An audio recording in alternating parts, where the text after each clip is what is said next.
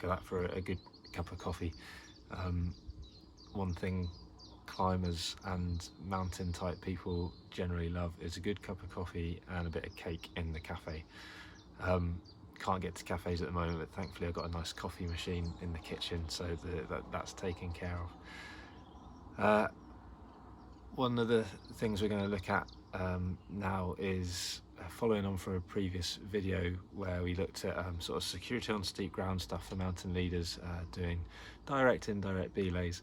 We're going to look at now how you get yourself down afterwards, because you know that it might be that short rocky step we were talking about previously is fine for you to carefully scramble down. You're okay with that.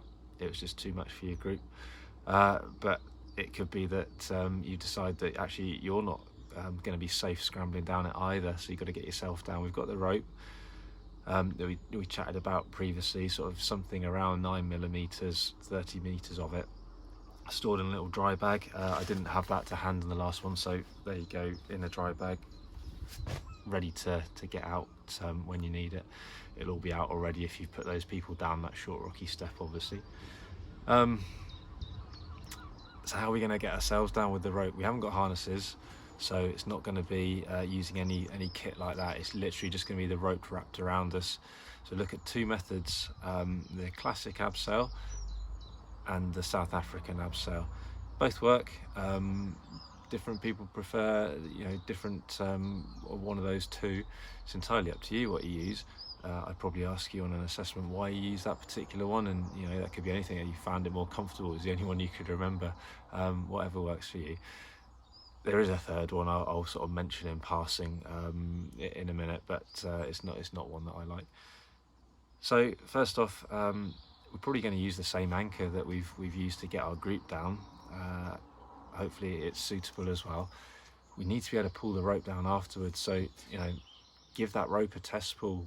Does it come through? Does it get stuck in that little crack?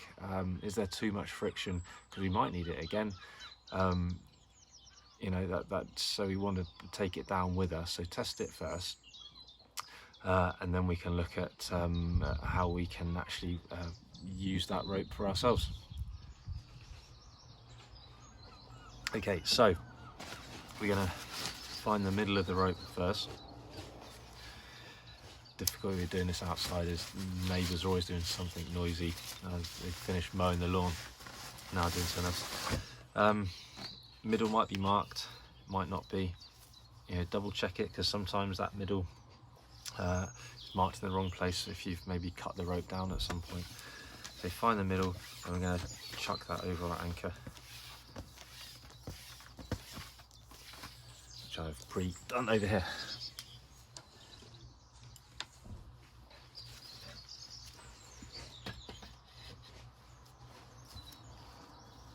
So next up, we're going to chuck our rope down, being careful not to dislodge any rocks, or you know, don't want to hit our group. The rope's not going to do too much damage, but probably stressed and stuff already. Last thing I need is that. Launch it down and make sure you can see the bottom of the short rocky step and that your rope's touching it. Okay, we're not going to tie knots in it or anything like that as if we were doing an abseil as a climber with belay plates, etc.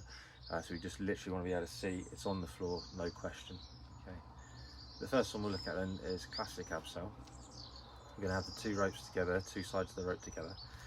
Put it between our legs. It's going to go across your body and out to one side, like that. Okay. You can put a wrap in as well if you want it. Don't tend to, because you get so much friction anyway. But if you want it, do it in that hand. Remember, this is going to be over your rucksack and that, because you've got to take that with you, so just make sure it's sitting nicely. Definitely recommend having something between the rope and your neck, otherwise it does rub and you don't want to get a bit of friction burn or anything. What you'll find is I'm not going to lean too much, it's just on my bench, this one, but I can put a bit of weight on it. The rope wants to twist you, okay, and because I've wrapped it this way, it wants to twist me that way. Just go with it, that's fine. Rather than fight it, just accept it and turn sideways. And actually, it's a bit nicer to abseil that way, because you can kind of see what's coming down the slope. And then you just go off you go. I tend to use this hand for balance on the rope, and the other one just feeds out as we go. You know, we get to the bottom of the crag. there's no backup. Okay, we haven't got a safety rope, we haven't got a prusik. It's literally just you holding on to it. So make sure that you don't let go. It's going to be slippy, it's going to be uneven. So just be really solid, take your time, get down safely. You're number one. Okay, look after yourself. So that's the Classic. So just to recap, we've lobbed it down, ropes together, between your legs, over your front, off to the side, wrap if you want it, and twist with it. Okay, the Classic Abseil. The other one that most people prefer, but as I said, it's entirely up to you. We launched the rope down as before, but this time we're going to have it either side of us. So it's going to go around our back and over our rucksack if we're wearing a rucksack, or you could, it's more comfortable that way I find, but what you could do is undo the waist belt of your rucksack and have it underneath if you prefer. It's going to cross around at the back and come out either side like that. Back around the front, through your legs and off to one side. Okay. Again, a wrap round there if you want it. There's so much friction though that I tend not to bother. Again, I tend to sort of pinch these a bit together for a bit of balance. This one kind of sits a bit more like a harness, so it kind of feels more secure. These sit on top of your hips, they'll ride up higher and higher, which is a good thing as you go down. So it just gives you loads of support. You don't twist with this one, which like I said, does feel sort of more comfortable, but you do have to look around a bit. So again, look after yourself on that slippy, uneven terrain and take it steady because there's still no backup. And off you go, like I say, kind of feed that through like that. Off you go. Okay, so just one more time. So remember, this one's called the South African Abseil. Rope either side of us, cross it over at the back, perhaps on top of your rucksack, perhaps underneath it. Round to the front and off to the side, away you go. Okay, it's time for balance if you want it onto those ropes.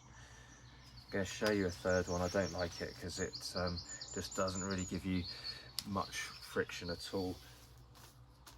It could be suitable for getting down some sort of horrible grassy slope that's not sort of super consequential and you just want a bit of support. So I'll show you anyway. It's in the book, but like I say, I don't really like it. Wrap on one hand, let's have a wrap on the other as well. So that's all the friction you're getting. It's called Angel Wings. Yeah, not personally a fan for most applications of this, but it does work. So just again, one more, a wrap over your back and another wrap, arms out, and away you go. Okay, hey, it works. Just a bit spicy really. So we have to remember that that is purely for us. It's not for our group. If we need to get a group down or up that short rocky step, then we're going to be doing you know, proper direct or indirect belays. This is purely for you to get down that rocky step we've been talking about and safeguarding yourself. Okay, gloves can be a really good idea for this. The weather's probably rubbish because this is when it happens, isn't it? It's not when it's super nice outside like today. It's on those horrible wet, rainy, windy, cold days. We're using relatively skinny ropes, and as I said, there's no backup, so why not put a good pair of gloves on and give yourself a bit of extra support. You can practice this at home, off your bench, off your tree, off your banisters or whatever, but do go out and practice it for real. You know, safely. If you're going to do it, it's a good idea to wear a helmet, sort of just in case. Obviously not at home, don't bother doing that off your banisters, but when you're out on a bit of rocky ground, it's worth it. Check those anchors. This is only as good as your anchors are. Okay, so they've got to be unquestionably good. We talked about checking it in the anchors in the previous video, but just to sort of reiterate again, we're going to look at it and see if it's solid, see if it's ideally part of the bedrock, but often they're just sort of the boulders and things like that. So make sure it's solid, make sure it doesn't move, make sure it's a good size, make sure you haven't got sharp edges and all that kind of stuff. Remember, the extra bit is we want to be able to get the rope back afterwards, so to sort of give it the pull test to make sure you can get it down. So once you've checked it and it's the right size and the right shape so the rope doesn't come off, remember the saw test, you know, hit it with a hand on so you can feel for the right vibrations. Kick it, ideally with a hand on. One little top tip is to perch a stone on top of that rock. You pick it up off the ground and if you can't hold it while you're kicking it, you can see if the stone wobbles. That's quite a nice idea. Like I say, we want stuff that is unquestionably good. It's a single point anchor. We don't go doing multi-point anchors as a mountain leader, so that's why it's got to be mega good. Okay. Yeah, go out and practice it. Fire away with any questions. Just start ask away in the comments. More videos will be coming soon. Hit the subscribe button, and like I say, give us a shout with any questions.